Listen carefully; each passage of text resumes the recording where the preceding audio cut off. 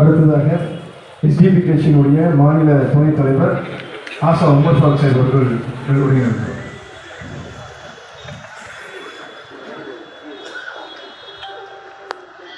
அன்பின் உறவுகளே, அஸ்ஸலாமு அலைக்கும் வரஹ்மத்துல்லாஹி தஆலா வபரகாத்துஹு.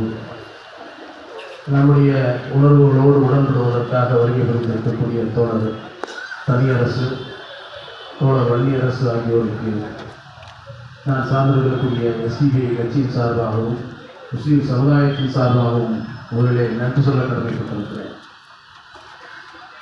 அன்றைக்கும் மிகுந்த மரியாதைக்குரிய தோழர்களே, நாம் இழந்திருக்கக்கூடிய பாசாபாய் அவர்கள் தன்னுடைய வாழ்க்கையின் முழுவதையும் இந்த சமுதாயத்திற்காக அர்ப்பணித்தவர் மட்டுமல்ல, அவருடைய வாழ்க்கையிலே பெரும்பகுதியை சிறையில் கழித்தார்.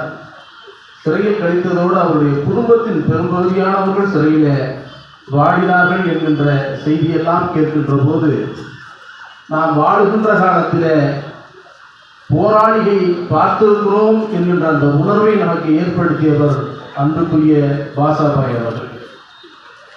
95, 96 காலகட்டம் என்று கருதுகிறேன். அவர் எப்படிப்பட்டவர் என்பதற்காக சில செய்திகளை சொல்ல வேண்டும் என்று நான் விரும்புகிறேன். 95, 96 காலகட்டத்தில் அவர் சென்னையிலே வசித்தார். திருவள்ளிக்கேணி என்கின்ற பகுதியில் அவர் ஒரு தெருவில் குடியேறினார். அவர் அந்த தெருவுக்கு குடியேறுவதற்கு முன்பு வரை அந்த தெரு மிக அசிங்கமாக இருந்த ஒரு தெருவாக இருந்தது. அது மட்டுமல்லாமல் கஞ்சா குடிக்கக்கூடியவர்கள், மது அருந்தக்கூடியவர்கள் என்று அங்கே அந்த தெரு முழுவதுமே மிக மோசமான ஒரு காலகட்டத்திலே தான் இவர் அங்கே குடியேறி இவர் அங்கே இருக்கிறார் என்கின்ற தகவலும், இவருடைய அந்த மிடுக்கும், இவருடைய அந்த தீன் மீது, இஸ்லாத்தின் மீது உள்ள பற்றும், இவருடைய அணுகுமுறையும் அங்கே அந்த தெருவையே அழகுபடுத்தியது என்பதை இங்கே எத்தனை பேருக்கு தெரியும் என்று தெரியாது. நான் உங்களுக்கு அதை நினைவுபடுத்த கடமைப்பட்டிருக்கிறேன். வெறும் போராளி என்றால் சண்டை போடுவது, போராட்டத்தில் இருப்பது மட்டுமல்ல, தான் வாழுகின்ற அந்த இடத்தை எந்த அளவுக்கு தூய்மையாக வைத்திருக்க உதவினார். இவர் இருக்கின்ற காரணத்தினாலேயே அந்த பகுதி தூய்மையாக இருந்தது என்கின்ற செய்தி எவ்வளவு பெரிய செய்தி, எவ்வளவு பெரிய முன்மாதிரி என்பதை நான் உங்களுக்கு நினைவுபடுத்த கடமைப்பட்டிருக்கிறேன். அவருடைய மரணம் இன்றைக்கு நேற்று நிகழ்ந்த கதை முறையாக நாம் அவரை விதைத்திருக்கிறோம். ஆனால் அவருடைய மரணம் எப்படி நேர்ந்தது என்றால், விடுதலை பெற்றுதான் நேரவில்லை. அவருடைய மரணம் பிணையில் தான். அவருடைய அந்த பிணை கூட நீதிமன்றம் கொடுத்த பிணைதான். அரசாங்கம் கொடுத்த வாக்கை காப்பாற்றாமல் அவர்களை சிறையிலிருந்து விடுவிக்காமல் இருந்ததன் விளைவு அவருடைய மன உளைச்சல், மிகப்பெரிய மன உளைச்சலே அவர் இருந்தார் என்பதை எங்களை போன்றவர்களுக்கு, எங்களோடு அதிகமாக தொடர்பில் இருந்தவர்கள் என்கின்ற காரணத்தினாலே நான் இதை பதிவு செய்ய ஆசைப்படுகிறேன். எனக்கு முன்பாக பேசிய சகோதரர்கள் கூட குறிப்பிட்டார் எதிர்வினை எப்படி வந்தது என்பதை அழகாக அவருடைய பேச்சு நடையில குறிப்பிட்டார். அன்றைய காலகட்டத்திலே ஆட்சியில் இருந்தவர்கள் இந்த சமுதாயத்தை வஞ்சிக்க பார்த்தார்கள், அதனால் அவர் வீடு கொண்டு எழுந்தார் என்கின்ற செய்தியை அவர் தன்னுடைய இரங்கல் கூட்டத்திலே பதிவு செய்திருக்கிறார். அதைத்தான் நானும் சொல்ல கடமைப்பட்டிருக்கிறேன். யாரையும் தொல்லை செய்ய வேண்டும் என்ற எண்ணம் இல்லாத ஒரு குடும்பம் தான் நம்மளுடைய குடும்பம். பாசாபாய் அவர்கள் மிக இளகிய குணத்திற்கு சொந்தக்காரர். அவரை இந்த அளவுக்கு போராளியாக மாற்றியது எது என்றால், அவருடைய சமுதாயத்தை காயப்படுத்துவது, கொச்சைப்படுத்துவது, அவர் உயிருக்கு மேலாக மதிக்கின்ற நபிகள் நாயகத்தையும் அவருடைய குடும்பத்தாரையும் கொச்சைப்படுத்துவது, காயப்படுத்துவது தொடர்ந்து கொண்டிருந்த காலத்தினாலே அவர்களால் போராளியாக மாறுகின்ற ஒரு சூழல் ஏற்பட்டது என்பதை நான் கவனத்திலே வைத்திருக்க வேண்டும் என்பதற்காக சொல்கிறேன். அன்றுக்குரியவர்களே, அவர் விடுதலையாகாமலே இறைவன் அவரை அழைத்திருக்கிறார். விடுதலை கிடைத்திருந்தால் மிக மகிழ்ச்சியாக இன்னும் சில காலம் வாழ்ந்திருக்க கூட வாய்ப்பு இருக்கிறது. மிகப்பெரிய அளவிலே மிகப்பெரிய சிறைவாசத்தை அனுபவித்து இருந்தார். அவர் மட்டுமல்ல, அவருடைய குடும்பத்தில் பலரும் சிறையில் இருந்த மன உளைச்சல் அவருக்கு இருந்தது. கடந்த 4 நாளுக்கு முன்பு கூட இன்னும் அவர் தொலைபேசியிலே நீங்களே உரையாற்றினார். ஏன் இவ்வளவு விரக்தியாக பேசுகிறார்? அப்படி பேசக்கூடிய நபர் இல்லையே இவர். இவர் ஒரு சிங்கமாச்சு, கர்ஜிக்கக்கூடியவராச்சு, இவருக்கென்று ஒரு வீரம் இருக்குமே, இவரை பார்த்துதானே நாமெல்லாம் முன்மாதிரியாக எடுத்திருக்கிறோமே, இப்படிப்பட்டவர் ஏன் இந்த அளவுக்கு மனம் வந்து பேசுகிறார் என்று கருதும் அளவுக்கு அவருடைய பேச்சு இருந்தது. அல்லாஹ் அவருடைய உள்ளத்திலே அவருடைய மரணத்தை நினைவுபடுத்தி போட்டிருக்கானோ என்ன தெரியல. என் மீது பிரியமுள்ள நான் பிரியப்படுகிற எல்லோருக்கும் நான் தொலைபேசியில பேச வேண்டும் என்று நான் விரும்பினேன். அந்த அடிப்படையில் தான் பேசினேன் என்று முன்னுரையாக சொல்லிவிட்டு சொன்னார். என்னிடமும் பேசியிருக்கிறார், தொடர் தனியரசிடமும் அவர் பேசியிருக்கிறார். இப்படி அவர் கடைசி காலத்தில் விடுதலை பெறாமலே பிணையிலேயே அவர் இறந்திருக்கிறார் என்கின்ற செய்தி மிக மோசமான செய்தி. அவருடைய மரணம் மட்டுமல்ல, நிறைய பேர் சிறையிலேயே மரணித்திருக்கிறார்கள். மரணம் தான் அவர்களை விடுவித்திருக்கிறது. எனவே இனியாவது அரசு, தமிழக அரசு கொடுத்த வாக்கை காப்பாற்றுகின்ற விதமாக இருக்கின்ற வெளியே வந்துட்டாங்களே அப்படிம்பாங்க. வெளியே வரதெல்லாம் விடுதலை அல்ல, அவர்கள் வந்திருக்கிறார்கள். எப்போது வேண்டுமானாலும் அவர்களை சிறையிலே பிடித்துக் போடுகிற அதிகாரம் இன்றைக்கு நீதிமன்றத்துக்கும் அரசாங்கத்துக்கும் இருக்கின்ற சூழ்நிலை இருக்கின்ற காரணத்தினாலே நான் சொல்கிறேன், அத்துணை பேரையும் விடுதலை செய்கின்ற ஒரு முடிவை அரசாங்கம் உடனடியாக எடுக்க வேண்டும் என்று இந்த இரங்கல் கூட்டத்தின் வாயிலாக நான் கேட்டுக்கொள்ள ஆசைப்படுகிறேன். நிறைய போராளிகளை இழந்திருக்கிறோம். பழனிபாபா என்கின்ற மிகப்பெரிய போராளியை இழந்திருக்கிறோம். அவருடைய இழப்புக்கு பிறகு அவருடைய மாணவர்கள் எல்லாம் இன்று சிதறி கிடக்கிறார்கள்.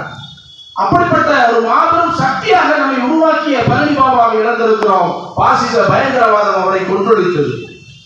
அதே போன்று நம்முடைய பாக்கர் அவர்கள் உடல்நலக் குறைவான, உடல்நலம் பாதிக்கப்பட்டு, எந்த உடல் பாதிக்கப்பட்டிருந்தாலும் கூட உடல்நலத்தை பற்றி கவலையே படாமல் களத்திலே நின்று கடைசி வரை அவர் தன்னுடைய உடலை பார்க்காமலே அவர் மரணித்தார்.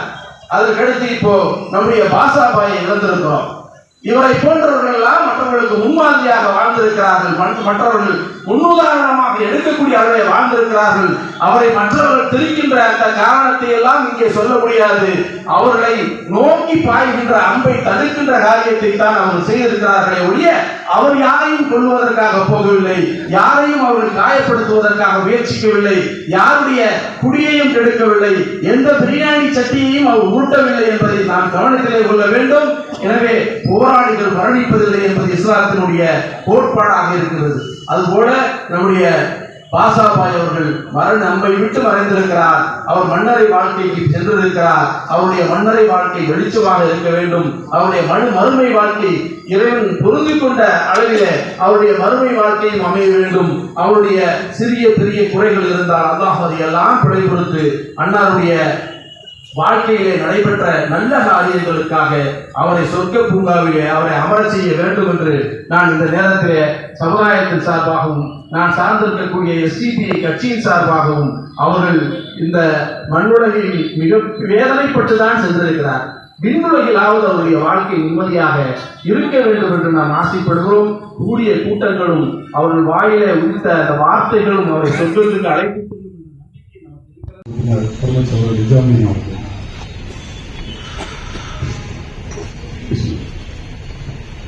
எல்லா புகழும் அல்லாஹ் ஒருவனுக்கு.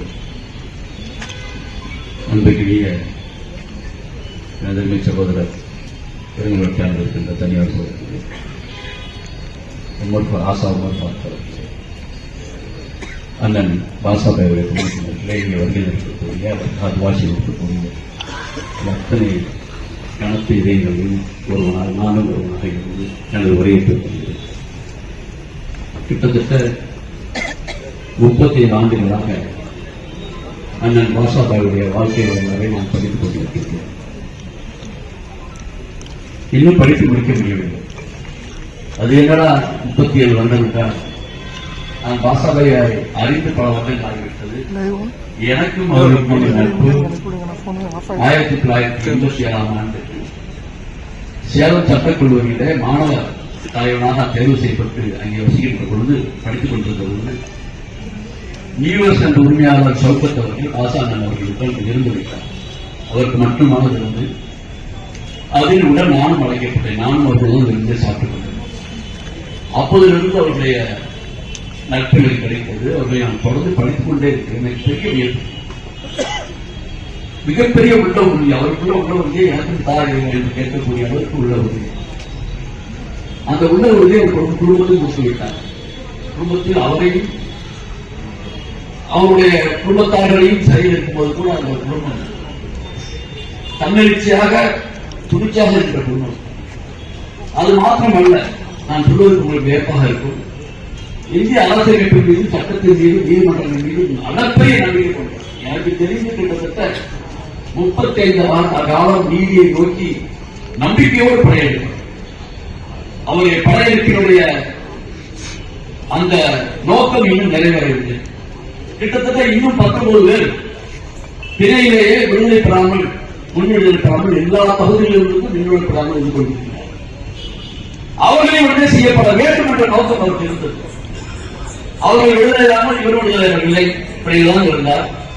இவர் பிள்ளைகளும் மன்னித்து விட்டார். இன்னும் கிட்டத்தட்ட 19 பேர் எனக்கு சரியாக எனக்கு தெரியவில்லை. அவர்களெல்லாம் பிள்ளைதான் இருந்து கொண்டிருக்கிறார். ஆனால் சட்டத்தில் பிள்ளைகள் இருந்து கொண்டிருக்கிறார். அவர்கள் விடுதலை செய்யப்பட வேண்டும் என்பதை அண்ணனுடைய இந்த எதிர் கூட்டத்திலே நாம் தொடர்ச்சியாக போட வேண்டும்.